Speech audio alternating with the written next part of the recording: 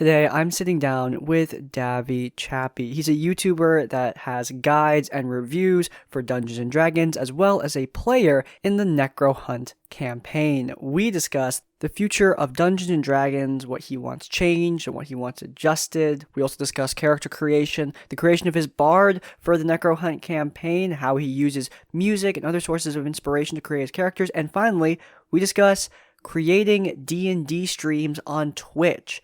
How difficult it is, how fun it is, and whether or not it is worth doing at all.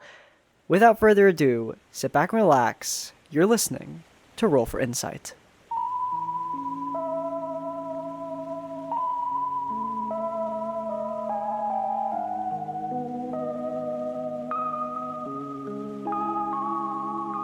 Hello everyone, and welcome back to another episode of Roll for Insight. Today, I'm joined by Davvy Chappy. Thank you so much for coming onto the show. Howdy, how's it going? My name's Davvy Chappy. Oh my god.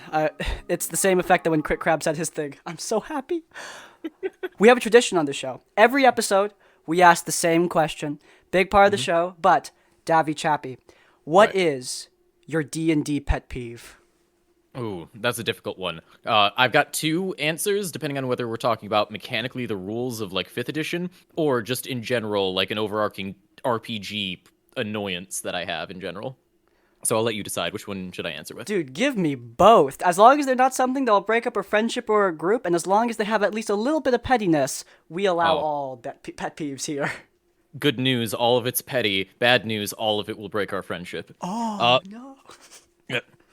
So I've been fairly vocal going into the overarching role-playing aspect. I've been fairly vocal about my big annoying problem of RPGs being I'd like to be able to play what I want without somebody telling me to change my mechanics because they don't like how I've built around role-playing rather than building around a scenario. It's the very usual mechanics versus roleplay thing.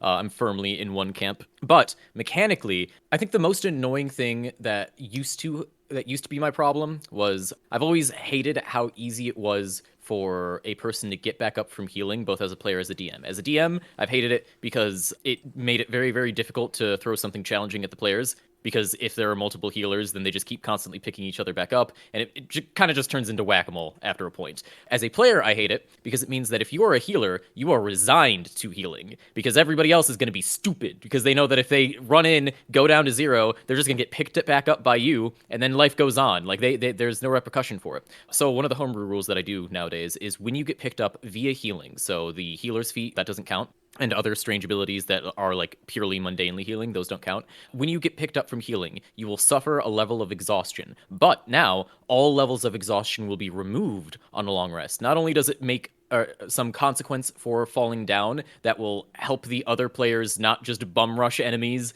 and leave it for the healer to decide whether or not the fight succeeds, but also it accidentally buffed which barbarian is it? It's the main barbarian that is terrible because of exhaustion being so difficult to get rid of. I remember Yasha has an issue with that, but I don't think it's her subclass that causes the exhaustion. I don't remember what it is, though. I know what you're talking about. It's Berserker. So Berserker. It has a special ability when it rages where it can choose to go into a frenzy. If it goes into a frenzy, then it will get an extra attack as a bonus action, but it will suffer a level of exhaustion once the rage ends. Now, levels of exhaustion go down one at a time as you take long rests, which means if you happen to rage twice per day, you'll go to sleep, and then you're still not going to be over the issue of that, it's annoying. Yeah, you got 2 days of long resting to do in order to get rid of that. I don't know. I know that Yasha played a Storm Herald, if I'm correct. I think it was an item that caused her to get exhaustion, and I remember Ashley consciously didn't use it often because she didn't want to have to rest for 3 days straight. Exhaustion is a cool mechanic, but the penalty for it is too strong in my opinion. So reducing the penalty as well as adding it as a penalty for getting knocked down and then relying on your healer, I found that it kind of makes everybody more conscious of their decisions without necessarily making the game harder. So we were going to save this until later, but I mean, we're on the subject of, that is not just a flaw with a person playing the game, but that's a mechanical flaw in 5th edition, that you can have this whack-a-mole experience. So are there any other flaws that you see? Because it's been an incidental running theme on the show where we've talked about flaws that we see in the modules and in 5th edition in general. Not because like we hate 5th edition, but just, nothing's perfect. Things happen. So is there anything else that you'd like to see improved or changed? Because the next evolution of D&D is coming, so... Right. I have like a whole list of homebrew rules, so I'm going to pull that up really quick because that'll probably give me further insight. I have plenty of gripes with 5th edition. Granted, I do believe that it is the best like edition of D&D that has existed. 3.5, I like it, but Pathfinder exists and showed me what a better version of that can look like. So it's kind of, instead of 5e or 3.5, for me, it's 5e or Pathfinder. It's not even D&D anymore.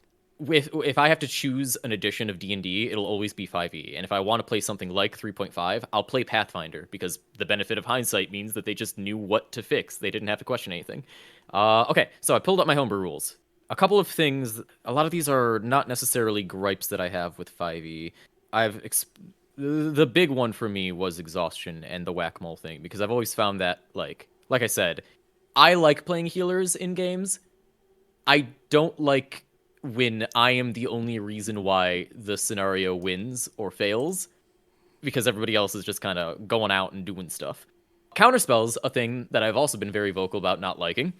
I get the idea. Like, it is almost perfectly fine. And I understand that the balancing aspect of it is it's a 3rd level spell that you have to use, and you're just going to be burning your 3rd level spells. Early game, that matters. Late game, that matters a lot less. But more importantly, if you're a player and you use counterspell, then you have invalidated like a spellcaster on the enemy team. If there are multiple spellcasters, then that's fine. But if it's one big bad evil guy, that big bad evil guy should be able to cast their spell. Like, they need to be threatening, and counterspell immediately undercuts any sense of threatening they might have. Unless, of course, you use legendary actions to give them more spells. Thank you, Matt Mercer playing Vecna. That said, if you are the DM and you start using counterspell, you have just invalidated a player's entire turn, and they're kind of just fucked about it. There's nothing they can do. It's unfortunate for them. The very simple fix that I use for it is that I have you roll Arcana regardless of what level it is. So effectively, I just get rid of the instant get rid of spell. Like, because counterspell says if it's 3rd level or lower, or if it's the level you cast it at or lower, then you automatically succeed. I get rid of that clause entirely. I add a +1 if you cast it at a higher level to your roll, or a -1 because because you're the one who's rolling it. I add a +1 to your roll if you cast it at a higher level, but making it a question will not only make people less likely to just spam it every single chance they get, but it'll also make them more cognizant of when they should use it. And I understand that another like balancing aspect that people use for counterspell is that you're not like, you in game aren't supposed to know what spell is being casted, but it is very difficult to remember all the time that the other person isn't supposed to know what you're casting. Because when you cast a spell, people always say, hey, I'm casting this spell. It becomes tedious to always have to say, I'm casting a spell. Okay, what are you casting? I am casting blank. Like, as rules is written, that's how it's supposed to go. But it's very tedious to say that. Like, that's just not how English works. So people will always say, I want to cast this spell, which kind of invalidates the argument of people aren't supposed to know what spell you're casting. Coincidentally, I actually have a very similar rule, except when I require a concentration roll instead of an Arcana roll. But yeah, I mean, we both say the same problem. Counterspell can be incredibly unfun for a player if a DM burns your entire turn, especially if you have like a 3-person party.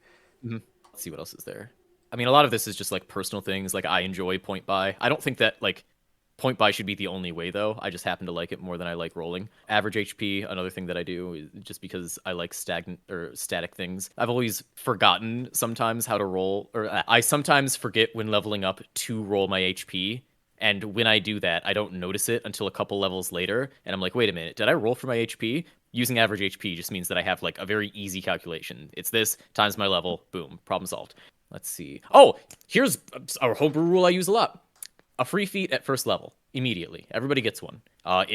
In 5e for all of its like streamlining, it is very difficult to make something that is mechanically different from what the other person makes. Like if you play a fighter and you've got another fighter, these two fighters are doing the exact same thing. Warlock is a class that doesn't do that, but most of the classes do that.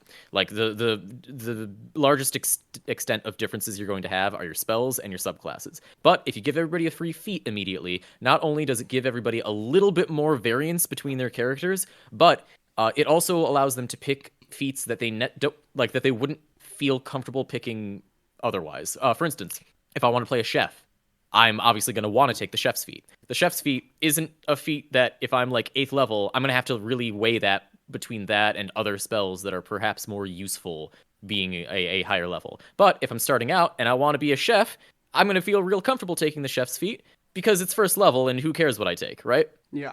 So yeah, free feat at first level is something that I definitely do very often. I'm curious, do you think...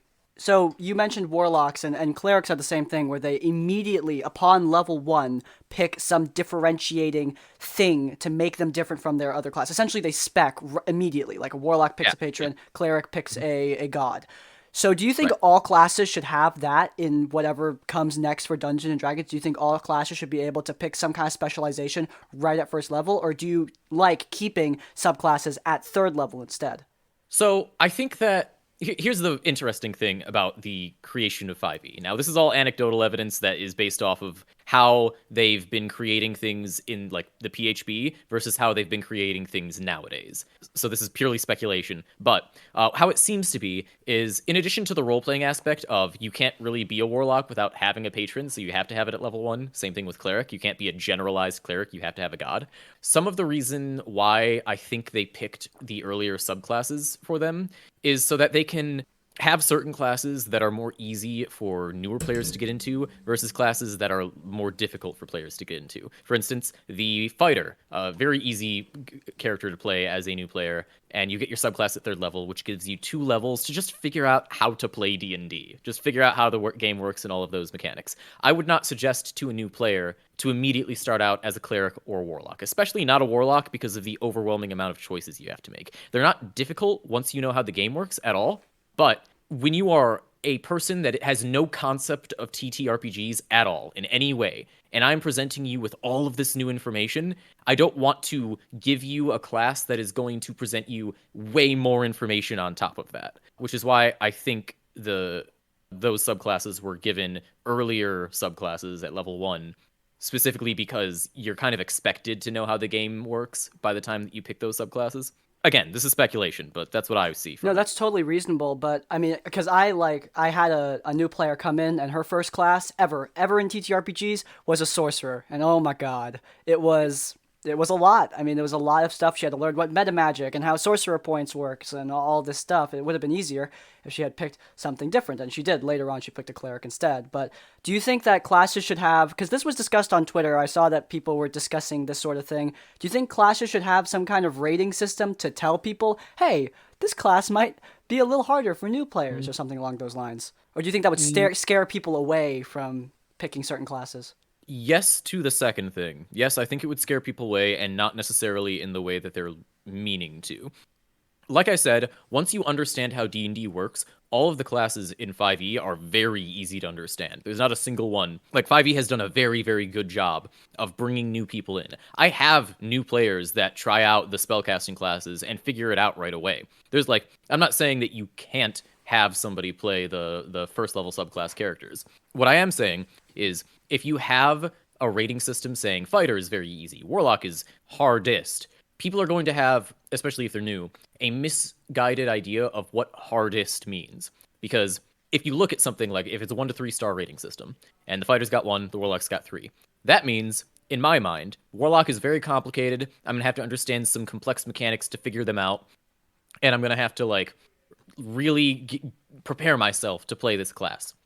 What that would actually mean is warlock has a lot of options, and I need to read a bunch. That's the extent of it. It's just knowledge. So I think that having a rating system, especially for 5e, is probably not the way they would want to go. Right, that totally makes sense, yeah. Because, I mean, on top of that, like you kind of mentioned this, but each class is difficult in a different way. Like it could be difficult to roleplay or difficult to play as in combat. So yeah, I don't know if a rating system would be best. But do you think that they should do anything to sort of guide people on which class to like? Like I was thinking like a tag system, like some sort of tag, like okay, this class is good at this, and this, and is difficult in this aspect, this aspect, this aspect, something a bit more complex. Or do you think they should just leave it as is? So I think across the board, all they really have to say is that if it has magics, it is inherently going to be more complicated just by virtue of you have to read more so that you know what these spells do. Other than that, I don't necessarily think that any of the classes are difficult or too difficult for anybody to pick up and play right away. The fighter especially, like, I know it doesn't have magic, and I keep going back to that as the simple thing, but it's literally walk forward and hit stuff, as is the barbarian. The monk starts out as walk forward and hit stuff. Yes, it has a resource, but that resource enables you to walk forward and hit stuff more. Yeah. With that said, yeah, so it's really just an acknowledgement that across the board, spellcasters have to read more. Like, you have to get more knowledge. You have to maintain more knowledge as you're playing them, or rather, as you're making them. Because once you make your decisions, it becomes easy again. Like, the Warlock, I keep saying about how that's kind of complicated, but it really is not even walk forward and hit stuff. It's Eldritch Blast, bang, bang, bang, and then you have like 2 spell slots and you just cast them automatically. You don't even have to understand how the spell slot system works, because Warlocks don't care how the spell slot system works. Cantrips are your friend. Exactly. Now, you said a very interesting thing. Time for me to flip the switch, flip the script even. You said that there are some classes that are difficult to roleplay. I want to know, what do you think is the most difficult class to roleplay? What do I think is the most difficult? Oh man. Yeah, now this goes to you. Oh man, I've never had someone ask me a question before. Okay, so not difficult as in like difficult you need a ton of experience, but I think most complex, Jesus, I don't want to say Warlock because we've been harping on Warlock this whole time, but Warlock is my favorite to roleplay because they offer you, thank you very much, they offer you the most opportunities because you immediately have a patron, a roleplay hook immediately. Like, no need for a backstory inclusion. Like, your subclass naturally provides you with something to roleplay with, a patron. And depending on how your DM plays it, you can have a very complex relationship with that patron. It can be as simple as Ford's looser relationship with Ukatoa to something all the way to, if you've seen the show Realms Apart, like the character Hawk has a very close relationship to the Raven Queen. Those are 2 different spectrums, but it automatically has a roleplay hook for your character. So maybe not difficult to roleplay, but more like you can have a lot of roleplay opportunities with this character. But do you agree? What? Yeah, I mean, that's good. That's nice. I agree. Kind of. I think actually that would perhaps make it easier to roleplay. Yeah, I'm starting to realize that maybe I was working with the opposite. Because in a way, all the other classes are difficult to roleplay because you don't have any hooks. You need to make them yourself. So maybe, yeah. I would say the most difficult class to roleplay for me is the Druid. Not necessarily because it's difficult, but because it's hard to come up with a unique concept for something that is so specific. This is kind of like how, like you have a Druid, right? They're animalistic, they have magic, they care about nature. Those are 3 things that really define what kind of character you're playing automatically. And it's kind of a struggle to break out of that. For instance, take a fighter. It's literally anybody with any weapon. You can be anything. It does not matter. Take a warlock. Yes, you're bound to your patron, but as Ford showed us, even though he's a wet boy warlock, that doesn't necessarily mean that he has to, like, behave like a squid, right? Yeah, he definitely didn't. He was a cowboy. Yeah, you can be whatever you'd like. It's just what your patron is. And perhaps your patron is going to have an effect on you, but that's not the same as you yourself, the character, caring so much about a specific thing. And even for Cleric, I'd say is the second most restrictive. And there are so many different domains that you can do whatever you want with them, because variety is what makes them, all their subclasses. The Druid doesn't have as many subclasses. The subclasses they have aren't as distinct. Like, what's the difference between the Circle and the Moon and the Circle of the Shepherd? They're mostly all just nature focused. Yeah, you're right about that. Yeah. Moon is you transform into a creature. Shepherd is you make creatures. So, for instance, the one Druid I ever played was a Circle of Stars Druid. And I decided right away I was going to break the mold. He was a pirate, All of his spells were water and wind themed. He lived on a ship. All of his stuff was like, okay, I am from boat. All of my spells in some way help make boat work. He was not not a nature person at all, outside of the fact that he followed the stars, like a navigator, like a pirate. Other than that, he had nothing to do with nature. He didn't give a shit about it. It was all normal. And I really had to work for that because it's just a difficult thing to manage. Yeah. Anyway. Also, I will add on top of that, another thing that makes a druid very difficult is because their tie to nature is very vague. It's incredibly general. Role playing with nature is hard. It's really hard because there's nothing worse than like when I did impromptu acting like competitively. Whenever I would act opposite of a character, I need to know what it is. If I don't know what it is, if whatever I'm given is vague, I'm screwed. I'm not winning that round because there's no way I can act opposite of something that is so incredibly vague as the end of a book. Like that was one thing I had to do. It was really stupid. I feel that. Yes, you're correct. Yeah, nature. Like, what does that mean? Because and it might seem obvious, but what does it actually mean? Yeah, exactly. What is nature? Completely different thing. Completely different idea. Everyone will give you a different answer. It's very strange. Mm-hmm. But that also makes them really fun. Like, again, like a lot of my favorite characters on stream, I've never played a Warlock, but a lot of my favorite characters on streaming shows, I mean, I love Agnes from Knights of Evening Star. Keyleth was great on Critical Role, but that's because they both break the mold of what I expect a druid to be, like from World of Warcraft. Mm-hmm. So yeah, that's what makes them work. But anyway, we'll end off this section on, we've gotten into character building a little bit, but we'll end off this section that's supposed to be about changes to 5th edition. But yeah, I'm so sorry. No, this is good. This is exactly what I want. We love talking on this show, and this is a rambly show. Quick Crab and I talked about World of Warcraft and Red Dead Redemption for 20 minutes. So hell yeah. All doors are open here. But those are two things I have no experience in. I'd love to learn. I haven't played either in a while, but still. Oh. But if you had complete total control over 5th edition, what's one major thing that you would change? It can be story, it can be mechanics, it can just be the way they present the books. Like, do you want them to go full ebook? Do you want them to go hard on hardcover? Like, what do you want changed when they release whatever the hell comes next? That's very interesting. I'm trying to think about like what is it about 5e that I don't like, because I think that I have played it long enough that whatever issues I had with it have just been paved over. Like, I've already fixed them. I think that if they're going to try so hard to push a non-combat alternative, like Wild Beyond the Witchlight, it is a book that is completely combat optional. Not to say that there isn't combat or not that there can't be combat, but if you so choose, every combat can be defeated just through roleplay and not through combat. Once again, that's not to say that you can't just be a bunch of fighting men crashing through the Feywild. It's just there's an alternative now.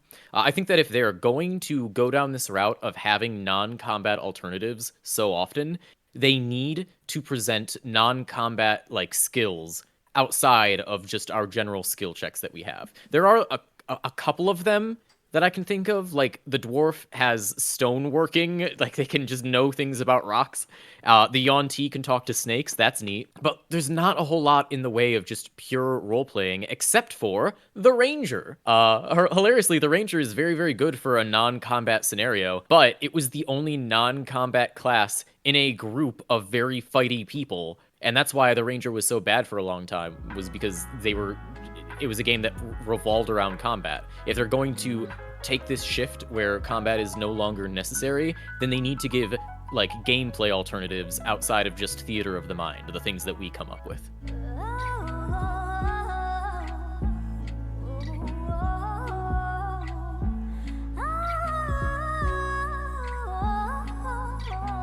So, you've been playing Dungeons & Dragons for a while now, and I'm sure that you have made some interesting characters. I mean, we already talked about your pirate druid. That's cool.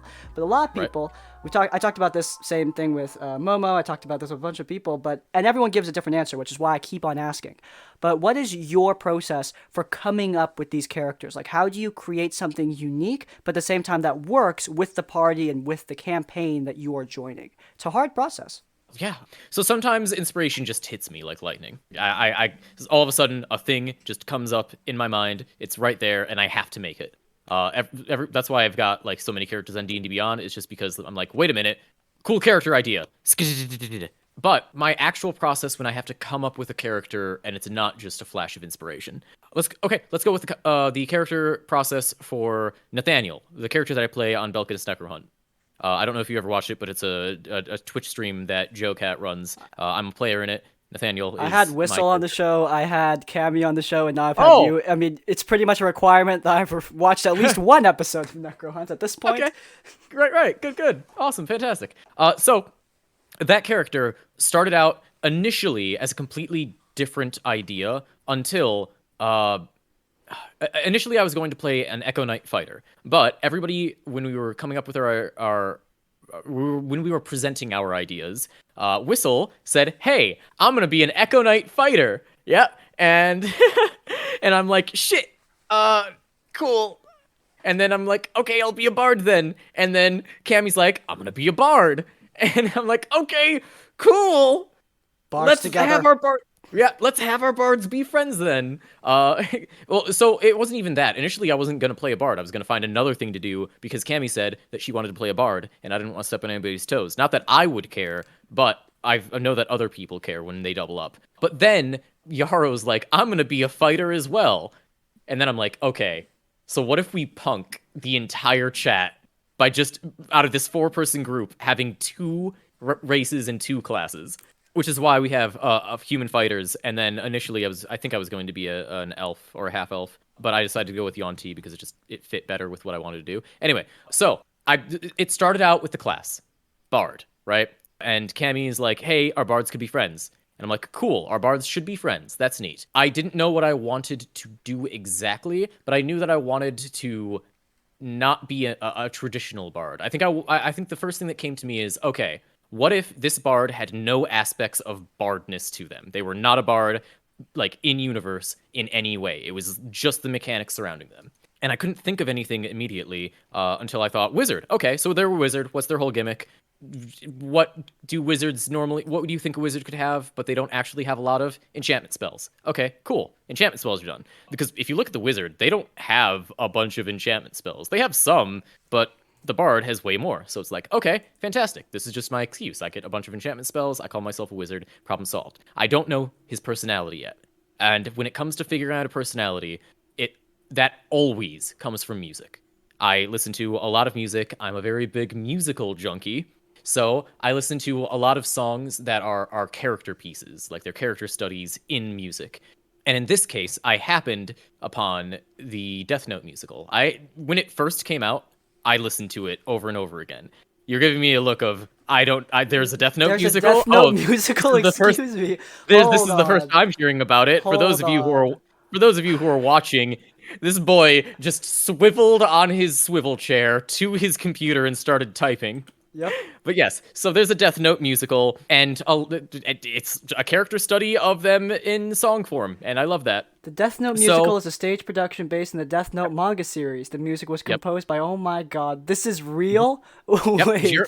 Best part, Jeremy Jordan was the voice of Light. He's the voice of Varian from Tangled. He was the voice of a bunch of people in a lot of different things. Look up Jeremy Jordan. You'll see him in a lot of things you didn't expect to see. I know who that is. He was Light? Yeah, he was Light. It was great. Now, it never got an actual, American production, but they did test demos for all of the songs with American voice actors, which is great. So I listened to all of those, and the songs that really stuck out to me were Hurricane and Not Playing His Game. There was another one, Where is the Justice? And I think at the time I also had been, rewatching Death Note because I don't know. Sometimes I just want to rewatch things, and I a good realized show. as I was good show, I realized so. as I was dissecting all of the moves they were making with an adult brain, and I realized how criminally stupid Light was as a character. He he fooled everybody, 13-year-old me included, that he was smart, but he just is so cripplingly dumb. Anyway, it just got me thinking, okay, I'm in a very analytical mood. Let me come up with an investigator. The songs, they were very like analytically minded. They were like, okay, no abstract at all, very aloof character. Not no personality, but no forward personality. They have a one-track mind for seeing justice done. And I'm like, okay, cool, that's neat. And then whenever I make a character, I try to pull in different aspects of the character. So I've got, I had the base idea, investigator, pretty cool. I'm like, okay, who are some investigators from the world? I looked up like real world popular people, music still like being an inspiration. I ended up on 3 sources. I ended up on Light and L. Light based off of kind of talkingness, but L based off of how he thinks. Then I settled on Javert for kind of the imposing presence of the character, and kind of the one track mind, justice must be done kind of feel. When Nathaniel shows up in a place, you can practically hear, and I'm Javert. Justice. Yeah, exactly. And then I also fell into I fell in love with the story of the Thief Taker General. What's his actual name? Jonathan London. No, Jonathan Wild. Jonathan Wild. I was about to say. The Thief Taker General of London. He's a very interesting character in real world history. And I fell in love with his story and all the things surrounding him. So I decided to implement aspects of that. That's how the Witch Taker Wizard became a thing, is the idea of like, okay, so like he is a privatized police force, and that is immediately going to be a bad thing. And he is immediately going to start abusing that power for good ends. And that's basically how the character came to be. And all of the other stuff that is still spoilerish, so I won't talk about right now, it kind of just flowed out naturally from thinking very hard. I will say, one of the characters that is introduced in episode 4 that has a very big tie to my character that I'm not spoiling because I don't know if anybody has seen Necrohunt, but you'll know, like, he's the character that is tied to Nathaniel. It's very obvious. His personality is based off of another song that happens to be voiced by Jeremy Jordan. I'll leave that little Easter egg for anybody who can figure it out on their own, but I'll leave no more there. So effectively, the process is come up with idea like based off of fucking around with the mechanics, then figure out their personality via music, then fill the rest of the stuff in with random pieces of media that I'm like absorbing. It's interesting that you take inspiration from real-world people, because often I hear, oh, what video game or television or movies do you take inspiration from, which are all valid sources. I do that all the time. But I also find that often real people, they can be incredibly fascinating. Like, have you heard of Emperor Norton? I have not. Emperor Norton was the emperor of the United States of America. He was a homeless man who thought that he had a mental break, and he thought that he was the emperor of the United States. He printed his own currency, and people loved him. They loved him so much. He met world leaders. He's just this. He is amazing, and his story is fascinating. And the way he got, I say power in massive scare quotes, but he did have a lot of social influence. He genuinely did. He stopped riots, and more people showed up to his funeral than the funerals of some presidents. Like, he was famous. So his story is very fascinating, and you could totally base off a character or a very interesting NPC off of him. Is there any real people or sources of media that you take inspiration from that you haven't used in a character yet that you want to? I can't say. Not because I don't know, but because I don't know when the next time I'm going to be on a live stream is, and I have plenty of characters in the backlog, and I would hate to have one of their like gimmicks spoiled because I decided to talk about them preemptively. It's always difficult not talking about my characters, but I can't do it. Do you ever? Yes, short answer, yes. I do. I love taking inspiration from ideas in actual real life history, because a lot of the time, history is stranger than fiction. You remember the Bucket Wars? Everybody remembers the Bucket Wars. I don't remember the Bucket Wars. I remember the Emu Wars, but not the Bucket Wars. Also amazing. Also amazing. So it was the War of the Bucket. It was the story is that somebody stole a bucket and 2 houses like gained more and more allies and just started crashing through each other because someone stole a bucket. That's not actually how it happened, but it's a very interesting story based off of a real, like, that was the real world story. Like, that's what people said happened over and over. There's even a museum where the bucket is held. That's amazing. Hopefully no one crashes through it and starts another war.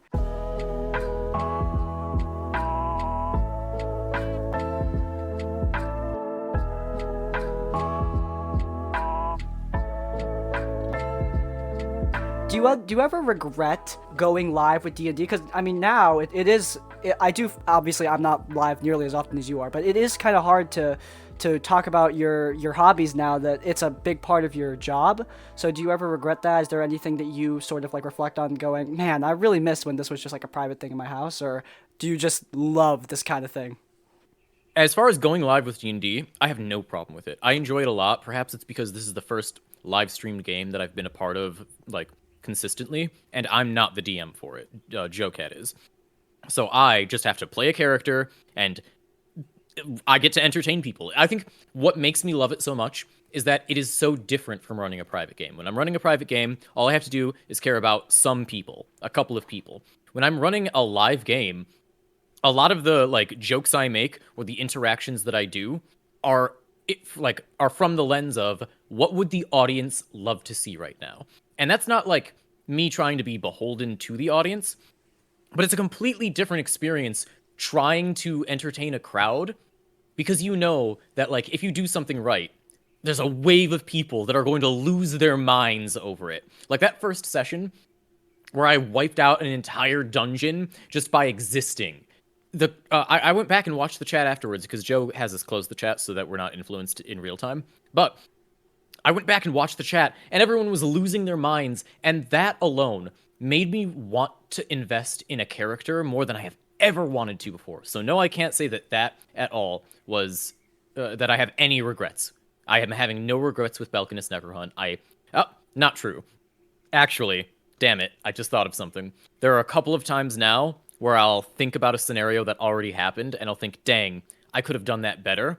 And you always think that, but now it's tenfold. It's because preserved. Now I'm not just... It's preserved now online. Now I'm not... Well, it's like, not only have I failed to do that for my friends, but now I've robbed all the people of that experience. So I have to, like, find a way to work that in later, or we'll see what happens. But anyway, overall, amazing experience. Yeah, I'm happy to hear that. Do you have any advice for... Because I've seen people... I just read a horror story where a guy was like, wait. Oh, crap. I was supposed to upload that video 47 minutes ago. Aha. Oh. Why don't you just upload it now? Yeah, well, that's what I'm about to do. Oh, that's what I'm about to do to the channel. I can't believe I forgot. I was so responsible. You know that you can upload things to, like, schedule, right? Yep, I do, but I always forget to do that too. Look, I was watching the Legend of Vox Machina intro, and I was just freaking out, and I forgot everything else that matters in my entire life, okay? Everything else stopped mattering after I saw that. Nothing matters. I am, like... I'm hyper-focused on releasing my videos at exactly 12 p.m. Eastern Standard Time on Saturday. Even if I'm uploading my video at 11:50, I still schedule it out. Just because it's so ingrained into me that I have to put that schedule in, that I could be like a minute late, and I'm still scheduling it at 12 p.m. a minute ago. And they yell at me like, hey, upload your video at an actual time, dummy. And I'm like, no, this isn't actual time. Upload it then. Go back in time. But yeah, you steal my ad rev, you can do this for me. There you go. Because I was in the middle of putting it together, and then I realized today is Friday, and I'm like, oh my god, they did the Legend of Vox Machina panel. Let's watch it. And then I saw it, and then I rewatched it 20 times because I couldn't stop. It was so good. But yeah. Anyway, what were we talking about again? We were talking about live streaming and also the process of being a YouTuber. Right. Well, not a YouTuber, being a live streamer. Right. So, I remember now, a lot of people want to live stream their games. Well, very few of them go through with it, but yeah, I mean, it's becoming a bigger thing with Critical Role, with Dimension 20, with Necrohunt. people want to live stream their games. Do you have any advice for people who want to jump in and put it out there on the internet? Like, how is Yeah. it different? Like you said. Yes. Ask a different person. Because I have no clue how to do it. And the only thing that stopped me from doing it is my own general apathy towards live streaming. I'm a person who cannot watch a Twitch stream to save my life. I just don't have the attention span for it. And that is my fault, but that's the reality. And I'm also the kind of person that cannot, for the life of me, create a thing that I can't watch myself. So as much as I can be on somebody's live stream, I don't think I personally can make one because I can't I can't wrap my mind around it around how to do it. But I suppose to be less pedantic, what I like about Necrohunt, the things watching it that I enjoy, as far as the live stream goes, having actually this is true. This is I don't know what I'm saying. There are a couple of suggestions that I've given to Joe after playing back some episodes of Necrohunt that have helped me keep up with it. Two big things. Always have something visual happening or something for people to look at. There was one session where I, as a player, was having a hard time focusing because there were a lot of characters talking that didn't have any visual images for them, so I didn't know, like, how to perceive them. Like, I think it was Tapwater. Initially, when Tapwater, a little robot warforged, showed up, he didn't have art right away, so whenever his scenes would happen, I would have a hard time focusing because I couldn't have a mental image of him. So the whole scene was slipping away from me very, very often. It's why Nathaniel, I don't think, even interacted with Tapwater unless directly mentioned. And that's like I think like that's just a thing with a visual medium in general. So like watching the stream, it was hard for me to keep track of anything like that because you need to have something like that, even if it's just an art piece on the screen to show that that is a character that exists. It helps so much, so much. The other thing that I would do is Discord by now has reactive image generators. It's if you watch Necrohunt, it's how we have the little speech bubbles.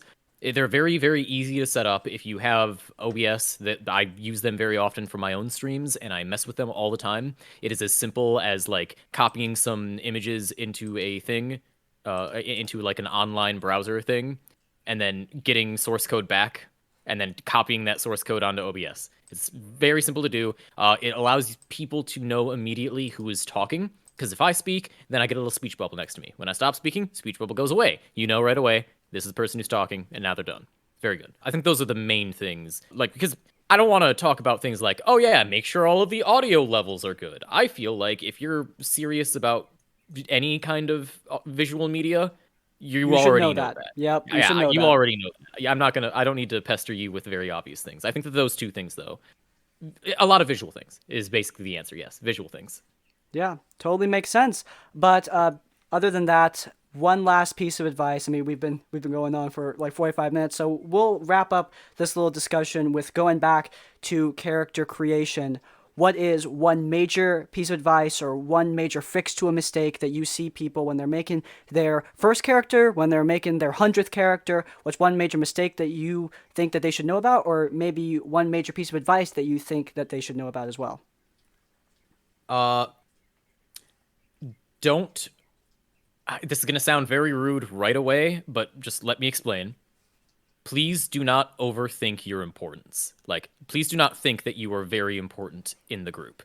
The reason why I say that, I'm not speaking as in like, oh, don't think that you're the hero and everybody else is sidekicks. I mean, I have had plenty of people who are very shy, who are very nervous coming in, making their character, presenting it to the group, because they think that everything that they do, everything they say is going to be noticed and hyperanalyzed.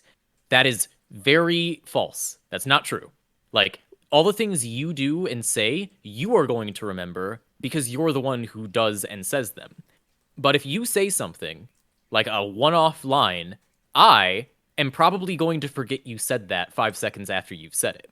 I'm not trying to be rude. I'm just saying, like, I have you, the other players, and the DM to worry about. I'm not paying attention specifically to what you're doing. You do not have to be worried about how you're presenting yourself, about how you're coming across. Like, of course, if you're, like, being boisterous, then that's one thing. But like, if you're a shy person and you're worried that people are going to like immediately tackle like the things you say, and they're never going to forget any slip ups or mistakes or stutters or mess or breaks in your voice. Like if you're doing an accent and that accent drops, people are either not going to notice at all, or they will have done that before themselves, and so they won't care. Like I said, it sounds rude initially, but the point is, No, that's very freeing. yeah. Nervous players, like, that's the exact kind of thing that they need to hear. yes, exactly. Now that we're done, there's only one last thing we have to do. Sorry, I got distracted. My dog's like scratching up my carpet, so I'm like, I don't know what to do here. There's nothing I can do. I could like reach over there, but I can't reach him. Anyway, one last thing we need to do. All we have left is just to roll out the red carpet. What have you got going on this week? Oh, fantastic. Nothing. Nothing. Well, you said, you asked me, hey, what do you have going on this week? You said before we started, you said, hey, you should come up with something that that you can answer when I ask, what do you have going on? You said, please don't say nothing. And I don't think that I said yes to that. Well, so, great. Maybe awesome. I don't have anything going on. You But no, do you have a lunch going on? Have a lunch with buddies? I'm eating some dark chocolate Brookside acai and blueberries. Perfect. So, but no, okay. So, what I actually have going on is more videos. I release videos every week onto my personal YouTube channel, Davvy Chappy. You can find them. They talk primarily about Dungeons and Dragons, but every once in a while I'll talk about a new thing. Like I've done the history of Warhammer, the history of Magic the Gathering. Every once in a while I'll even put out a cover. I did a very spiffy one of I See Fire that you should check out. But if you are a new player that's looking to figure out like how to get into D&D and all of the tips and tricks that could help you on any various topic. I've been making videos for over 3 years, so I'm certain whatever topic you have, I have covered it. And if I haven't covered it, well, then there's nothing you can do. There's no one else. I'm the only person that makes D&D content on YouTube, so it's me or no one. You or no one. That is totally true. 100%. If you guys enjoyed this episode of Roll for Insight, then please do leave a like. If you want to see more of my content, then please do subscribe to my channel. And if you want to see more of Davvy Chappy's content, please do subscribe to his channel. And finally, if you want to leave your own thoughts or tips, go down to the comments down below. If you can't think of a comment, leave the comment barred together to let me know you made it to the end of the video. In essence, like, comment, subscribe. We will both see you all next time. Farewell.